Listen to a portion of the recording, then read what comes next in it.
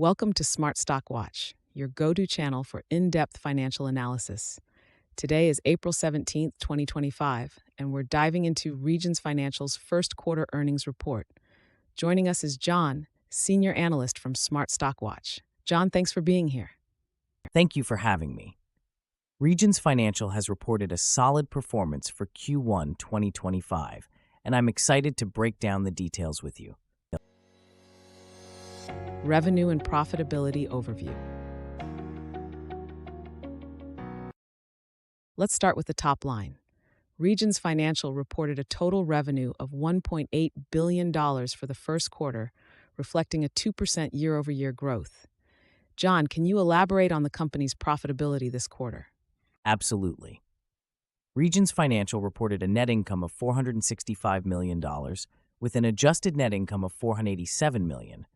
This represents a 36% increase in reported net income and a 20% increase in adjusted net income compared to the same quarter last year. The company's strategic focus on soundness, profitability, and growth is clearly paying off. EPS performance and analyst expectations. Now let's talk about earnings per share. Regions Financial reported an EPS of $0.51, matching the forecast from analysts. However, the adjusted EPS came in at 54.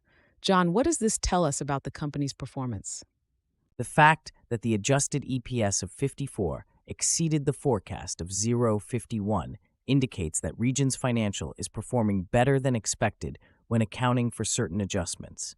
This outperformance is a positive signal to investors, suggesting that the company is effectively managing its operations and capitalizing on strategic opportunities. Operational efficiencies and future outlook. John, let's discuss operational efficiencies and the future outlook. The company reported an efficiency ratio of 57.9% and an adjusted efficiency ratio of 56.8%. How does this impact their future prospects? These efficiency ratios indicate that Regions Financial is effectively managing its expenses relative to its revenue.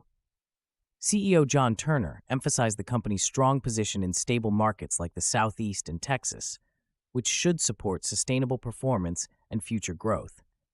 Their focus on de-risking and strategic investments positions them well for various economic conditions. Capital and liquidity strength.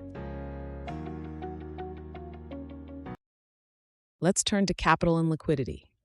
Regions Financial maintained a common equity Tier 1 ratio of 10.8% and reported a robust liquidity position of $68 billion. John, what does this mean for the company's financial health? These figures highlight Regions Financial's strong capital and liquidity position, which are crucial for navigating economic uncertainties. The company also repurchased 10.4 million shares and declared $226 million in dividends, demonstrating a commitment to returning value to shareholders while maintaining financial stability. Key takeaways. In summary, Regions Financial has delivered a strong performance in Q1 2025 with impressive revenue growth, EPS outperformance, and robust capital and liquidity positions. John, any final thoughts on their investment prospects? Regions Financial is well positioned for future growth, especially in stable markets like the Southeast and Texas. Their strategic focus and strong financial metrics make them an attractive option for investors looking for stability and growth potential.